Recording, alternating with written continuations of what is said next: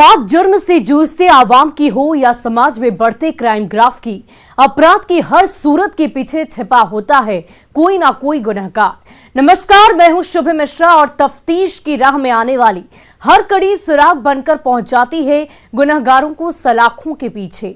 आप बने रहिए हमारे साथ, क्योंकि हर जुर्म के खिलाफ हमारी तफ्तीश लगातार जारी है।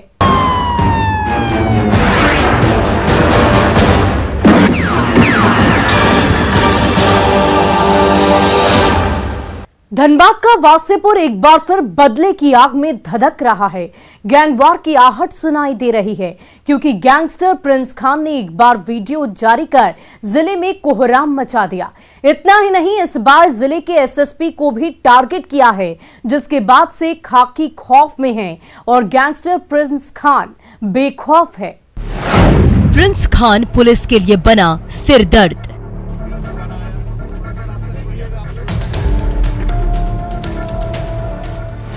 धनबाद एसएसपी को दी खुली धमकी। तो हर हाल में मारेंगे अगर पैसा नहीं देगा। दोबारा से अगर मेरा फैमिली के एक भी खरोच आया, खास करके हम एसएसपी साहब आपको बताना चाह रहे हैं, परेशान करोगे तो बरसेंगे कश्मीरी से। प्रशासन देखते क्या करती है, प्रशासन तक पूरा मुकम्मल थाना में दे देंगे, थाना में कलम जमा कर देंगे। कसूर लोग मरेगा उसका जिम्मेवार प्रशासन होगा।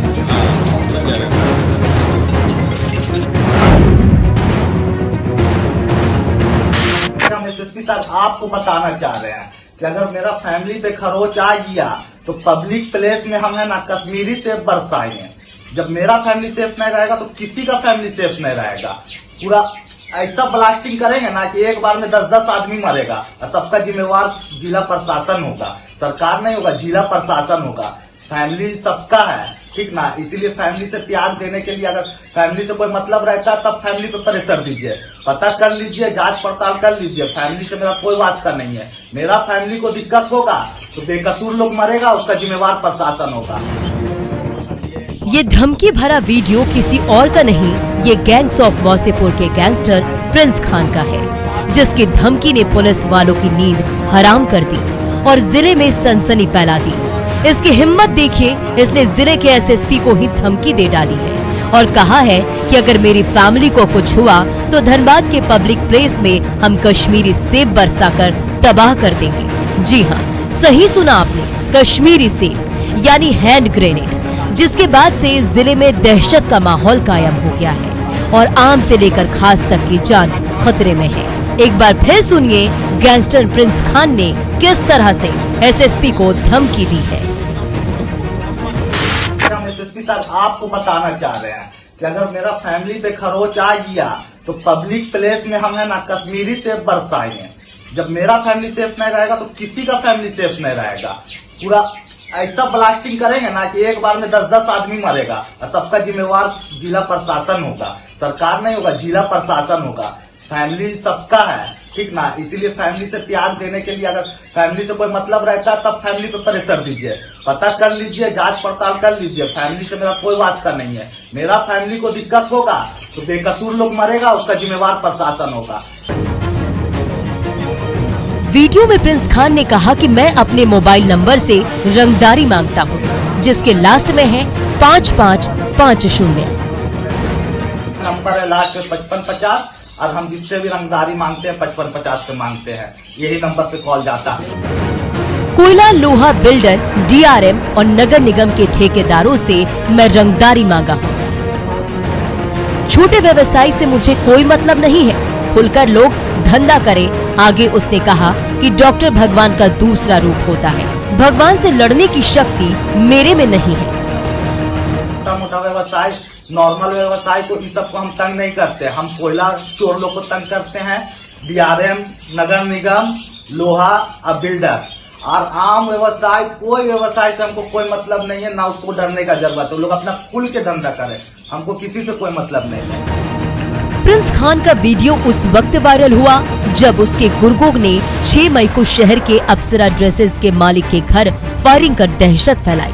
उसके बाद प्रिंस खान ने वीडियो जारी कर अप्सरा ड्रेसेस के मालिक को जान से मारने की धमकी दी है। सुनिए। पता कर लीजिए आप लोग कि जमीन का मैटर में लाला भैया का हयाते के टाइम में उसे जमीन का पैसा बाकी है 50 लाख। उसको तो हर हाल में मारेंगे अगर पैसा नहीं देगा तो। धमकी भरे इस वीडियो के वायरल होने के बाद अप्सरा ड्रेसेस के मालिक खौफ में हैं और उस पुलिस से सुरक्षा की मांग कर रहे हैं जिस पुलिस के कप्तान को प्रिंस खान ने खुली धमकी दी है। प्रिंस खान का आतंक यहीं पर नहीं थमा। इसने 7 मई को लाला खान हत्याकांड के अभियुक्त डब्लू अंसारी को भी जान से मारने की कोशिश की, जिसमें 3 गोली डब्लू सिंह को लगी है, जो SNMMCH में जिंदगी और मौत की सांसें गिन रहा है। ऐसे में जिले में दहशत का माहौल कायम है और प्रिंस खान का खौफ खाकी पर भारी पड़ रहा है। SSP को धमकी देने के बाद भी पुलिस प्रिंस खान का पता ठिकाना ढूंढने में नाकाम साबित हो रही है, जो पुलिस की कार्यशैली पर सवाल खड़े कर रहा है। अब सवाल ये है कि क्या पुलिस गैंगस्टर प्रिंस खान से डरती है? धमकी के बाद भी पुलिस क्यों लापरवाह है? क्या धनबाद पुलिस का इंटेलिजेंस सिस्टम फेल है? अगर नहीं तो कब गिरफ्तार होगा वासेपुर का गैंगस्टर प्रिंस खान?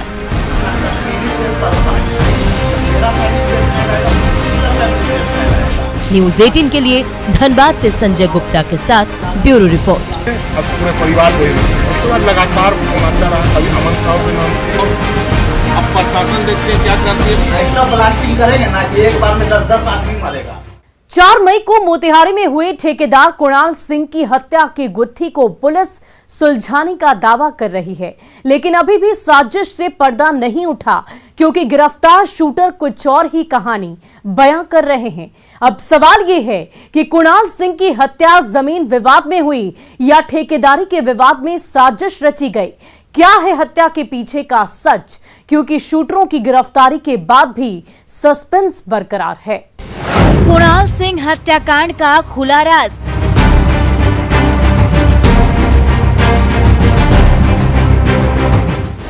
दो शूटरों को पुलिस ने किया बेनकाब। अभी भी साजिश पर सस्पेंस बरकरार।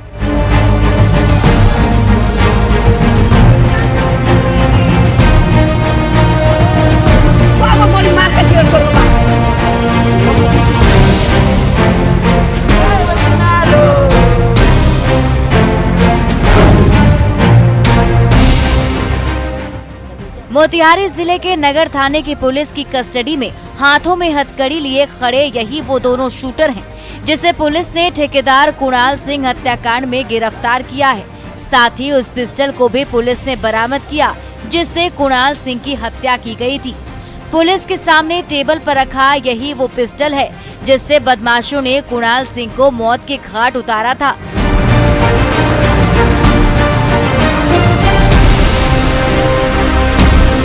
पुलिस ने जिन 2 शूटरों को गिरफ्तार किया है उसमें कोटवा के डुमरा गांव के निवासी मंटू मिश्रा और सोनू पांडे शामिल है, लेकिन हत्या के पीछे का सच अभी भी पुलिस की आंखों से ओझल है।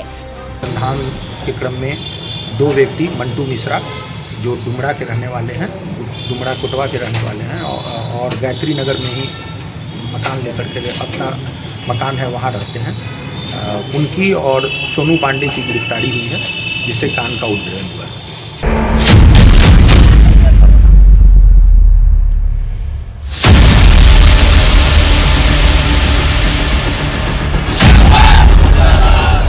पुलिस शूटरों को गिरफ्तार कर खुलासे का दावा जरूर कर रही है, लेकिन अभी तक ये साफ नहीं हो पाया है कि ठेकेदार कुणाल सिंह की हत्या हुई है या पिस्टल कॉक करने के दौरान गोली चली है, क्योंकि 4 मई जिस दिन कुणाल सिंह की हत्या हुई थी उसी दिन गायत्री नगर के रहने वाले गिरफ्तार आरोपी मंटू मिश्रा के घर पर ठेका मैनेज करने के लिए मीटिंग चल रही थी, जिसमें मंटू मिश्रा, सोनू पांडे, शिवहर जिला के तरियानी का रहने वाला रिंकू सिंह, मृतक कुणाल सिंह और मंटू मिश्रा के कार का ड्राइवर अजय महतो मौजूद था, जहां पिस्टल कॉक करने के दौरान गोली चली और कुणाल सिंह को गोली लगी, जिसके बाद मौके पर अफरा तफरी मच गई। आनन फानन में आरोपियों ने कुणाल सिंह को इलाज के लिए अस्पताल पहुंचाया, जहां डॉक्टरों ने मृत घोषित कर दिया। उसके बाद सभी आरोपियों ने पुलिस को गुमराह करने के लिए रणनीति बनाई और शव के साथ सड़क जाम कर हंगामा करना शुरू कर दिया।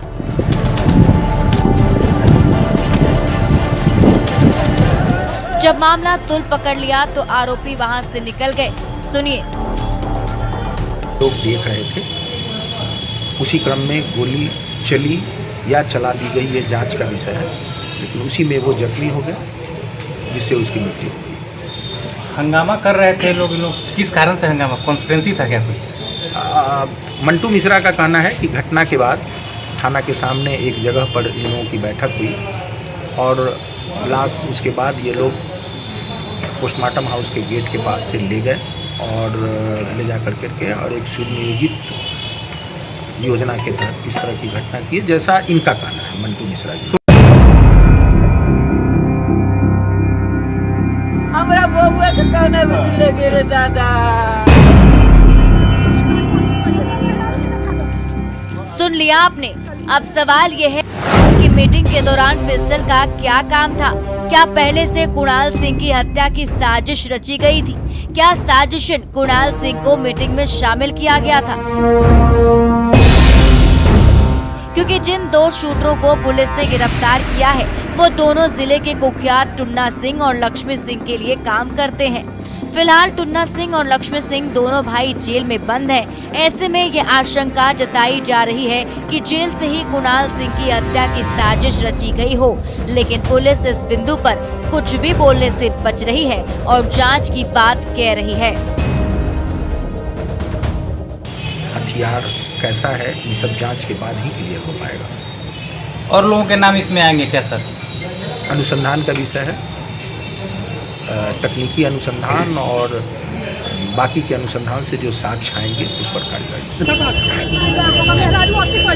कुणाल सिंह की हत्या में एक डॉक्टर दंपति का भी नाम सामने आ रहा है, जिस पर परिजनों ने हत्या की साजिश का आरोप लगाते हुए नामजद एफआईआर दर्ज कराई थी। पुल के पास हुआ है, पुलिस क्या कर रहे हैं पता नहीं। आपका कौन है? मेरा चचेरा भाई। आप कौन है? चाची माँ तो आने प्राथमिकी नामजद अभियुक्त किया गया है, उनका इस केस में क्या रोल है, क्या संलिप्तता है, उसकी जांच की जाएगी।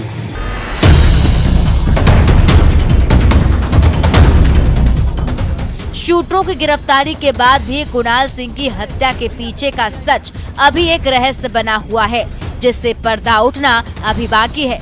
क्योंकि जिस तरह से आरोपियों ने कुणाल सिंह की हत्या की पटकथा लिखी है वो किसी बड़ी साजिश की ओर इशारा कर रहा है। ऐसे में देखने वाली बात यह है कि पुलिस कब तक साजिश का पर्दाफाश करती है और साजिशकर्ता तक पहुंचती है।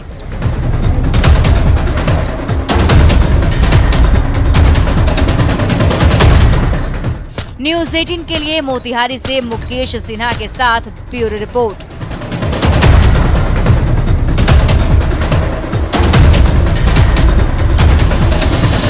और बोकारो पुलिस ने एक ऐसे गैंगस्टर को गिरफ्तार किया है जिसका खौफ बिहार से लेकर झारखंड तक फैला था।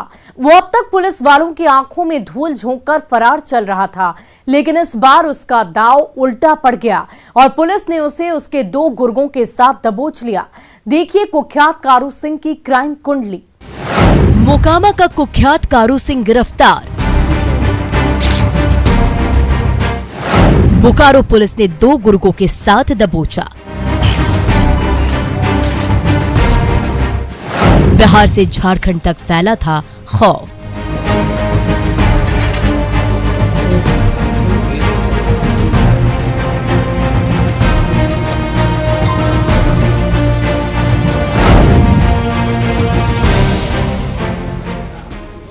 हाथों में हथकड़ी और चेहरे पर नकाब लिए अपने गुर्गों के साथ पुलिस कस्टडी में खड़ा यह अपराधी बिहार झारखंड का मोस्ट वांटेड क्रिमिनल कारू सिंह उर्फ राकेश कुमार है, जिसका खौफ पड़ोसी राज्य झारखंड से लेकर बिहार तक था। दोनों राज्यों की पुलिस सरगर्मी से इसे तलाश रही थी। ये पुलिस वालों की आंखों में धूल झोंककर वारदात के बाद फरार हो जाता था, लेकिन इस बार इसका दाव उल्टा पड़ गया और चढ़ गया पुलिस के हत्थे। देखिए, हाथों में हथकड़ी लगी है तो चेहरे की हवाइयां उड़ी है, वरना ये कहीं खौफ और दहशत की गोली दाग रहा होता, रंगदारी मांग रहा होता और पुलिस को मुंह चिढ़ा रहा होता। ये मूल से मोकामा का रहने वाला है, जबकि इसके साथ गिरफ्तार इसके दोनों गुर्गे बोकारो के रहने वाले हैं। जिसमें चास का रहने वाला रजनीश राज और सेक्टर 6 का रहने वाला मुमताज सिद्दीकी शामिल है। हैरानी की बात यह है कि जिस रजनीश राज को पुलिस ने गिरफ्तार किया है, उसके पिता झारखंड पुलिस में कार्यरत है। कर्मी है एक रजनीश राज और एक मुमताज सिद्दीकी, जो कि उनकी गिरफ्तारी ग्रेटर नोएडा से हुई है, और एक कारू सिंह है, इसकी गिरफ्तारी बोकारो से ही। इसके रजनीश के पिताजी झारखंड पुलिस में ही कार्यरत हैं। अभी वर्तमान में वो चतरा जिला में पोस्टिंग है। गिरफ्तार कुख्यात कारू सिंह कई बार जेल जा चुका है। 2019 में बिहार पुलिस ने भी इसे गिरफ्तार किया था। तब ये कुछ महीने बाद जेल से बाहर निकल गया था। उसके बाद इसने अपना ठिकाना बदल दिया और मोकामा से करीब 300 किलोमीटर दूर जाकर बोकारो में नई सिरे से अपना गैंग बना लिया। उसके बाद कारू सिंह बोकारो जिले के लिए खौफ का नाम बन गया। इसकी गिरफ्तारी के बाद जब इसका आपराधिक इतिहास खंगाला तो पुलिस वालों के होश फाख्ता हो गए, क्योंकि इस पर 1-2 नहीं, बिहार से लेकर झारखंड तक करीब 17 मामले दर्ज हैं, जिसमें लूट, हत्या, डकैती, रंगदारी और आर्म्स एक्ट के तहत मामले दर्ज हैं। कारू सिंह जो है वो बिहार का ही रहने वाला है, लेकिन इसका बिहार और झारखंड मिला के अब तक हम लोगों को 17 कांड में आपराधिक इतिहास प्राप्त हुआ है। इस गिरोह के गुर्गे ने 13 अप्रैल को सेक्टर 12 में रहने वाले ठेकेदार रामदास प्रसाद के घर पर फायरिंग कर रंगदारी के लिए धमकी भरा पत्र फेंका था। 27 अप्रैल को सेक्टर 4 स्थित मारुति शोरूम पर फायरिंग की थी और संचालक से रंगदारी की मांग की थी, जिसके बाद पीड़ित ने थाने पहुंचकर FIR दर्ज कराई, जिसे आधार बनाते हुए पुलिस ने कार्रवाई की और कुख्यात कारू सिंह उर्फ राकेश कुमार को 2 अन्य गुर्गों के साथ दबोच लिया।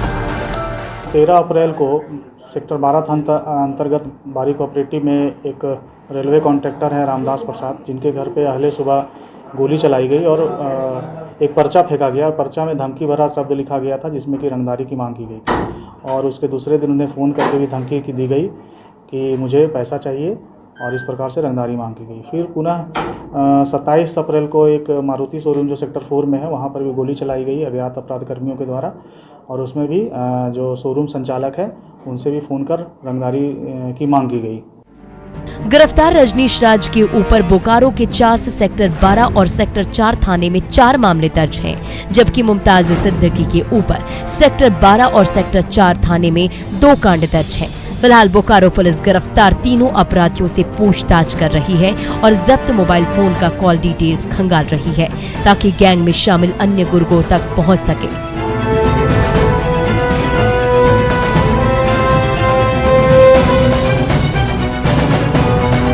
न्यूज़ 18 के लिए बोकारो से मृत्युंजय कुमार के साथ ब्यूरो रिपोर्ट।